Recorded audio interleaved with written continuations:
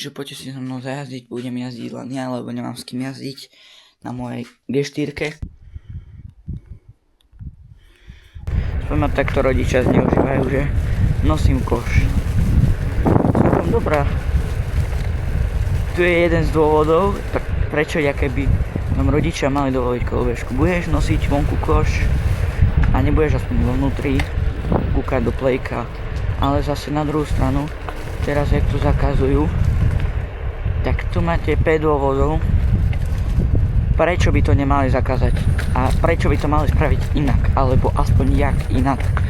Určite by to nemali zakázať úplne, mali by to spraviť tak, že tí čo nemajú k tomu jaký prístup, takže tie lime kolobežky zakázať kvôli tomu, že to je proste, každý to môže dostať za 5 centov možno, no za viacej, hej, ale chápeš, čo tým chcem povedať, oproti vlastnej kolobežke, takže vlastnú si aký vyvážiš.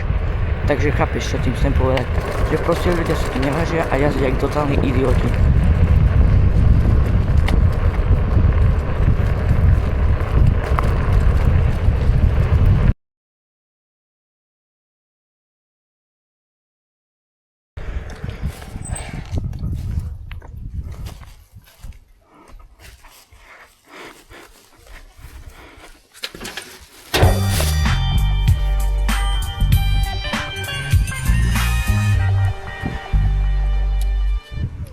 Bez helmy jazdila, fakt.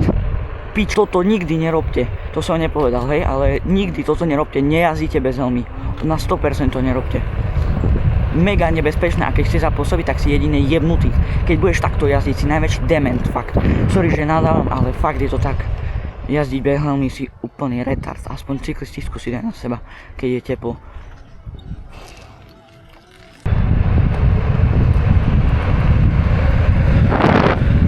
Je to tough?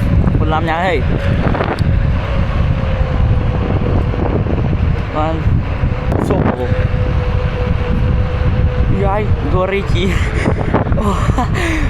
Nejaká voda voňava, ne? A on tam sa to stierač vynarába. Demen, ja si ostrikal kolobežku. Teda ďakujem, čo som chcel povedať. Neviem pozrieť, či sú policajti hore, väčšinou tam chodia na obed. Takže tak. Každopádne, dajte mi, koľko z 10 dávate tomuto buildu. Ja by som dal takých solidných 9. Podľa mňa to je dosť v pohode. Biele bary, celkom v pohode.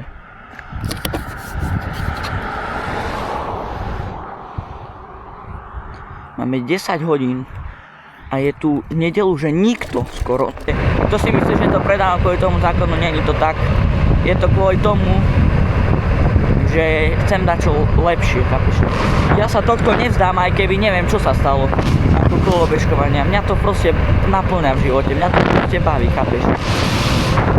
Takto si kúpi kolobežku za 900 €, tam ju má a nenabije si ju, chápeš? Nesará sa on však a proste chápeš, no. Do píško, autobus, to toľko hodín je už, že už autobus ide.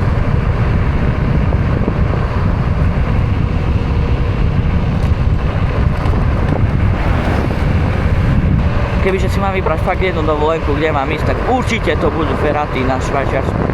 Tie turistiky, toto všetko, Švajčiarsko je najkrajšia krajina. A kebyže mám ísť do Švajčiarska, tak do mesta by som nešiel. Každopádne poďme trošku rýchlejšie. Včera dal storku, jak som ležal v strede cesty, távne. Mega táv podľa mňa.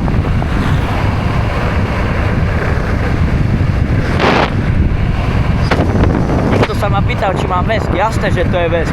Iné by to bolo.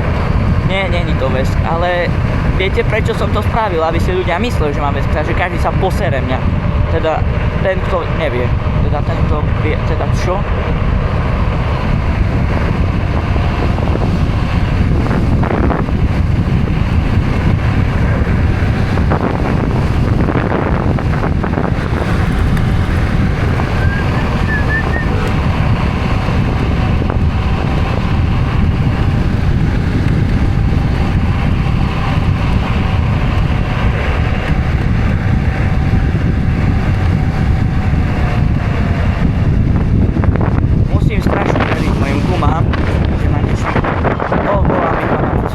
Ja som mu sľuboval, že on má prísť ku mne, ja som na to zabudol.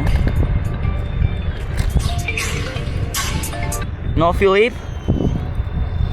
Počkaj sekundu, bo ťa nečujem. No Filip? Ty si. Vieš čo, ja som pri Bogárke, ja už idem domov. Ja som bol len vyhodiť smetia a trošku sa pohoziť, ale už idem tam.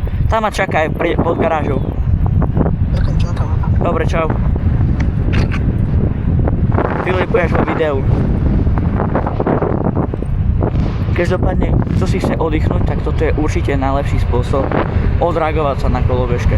Kto toto vymyslel, tento stroj, kamo, to je taká sranda.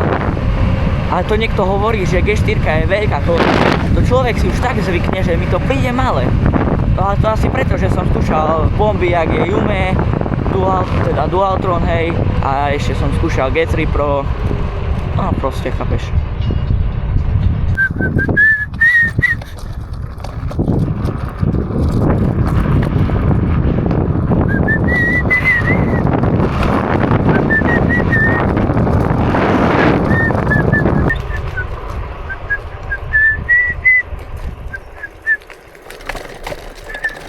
Čau Marto.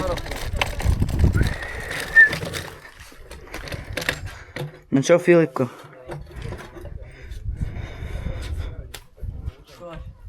Diga. Bez helmy, fuha. Totálny disrespekt, kamo. Čo? M4 Pro, ale disrespekt brutálny, bo nemá helmu. Nemáš helmu. Takže ešte raz, pointa tohto videa, nejazdíte bez helmy a keď ste dievča, už vôbec nie. nie, to bol vtip. Takže tak. Každopádne, idem teda do stoku. Dal som video na YouTube a presne ak si mi volal, kamo. Oni s tým idú do lesa, hej, so sračkou. Sa rozpadne. To nejde o to, koľko má vatov, ide o to, že nemá helmu. A bez helmy sa nejazdí. Vidíš.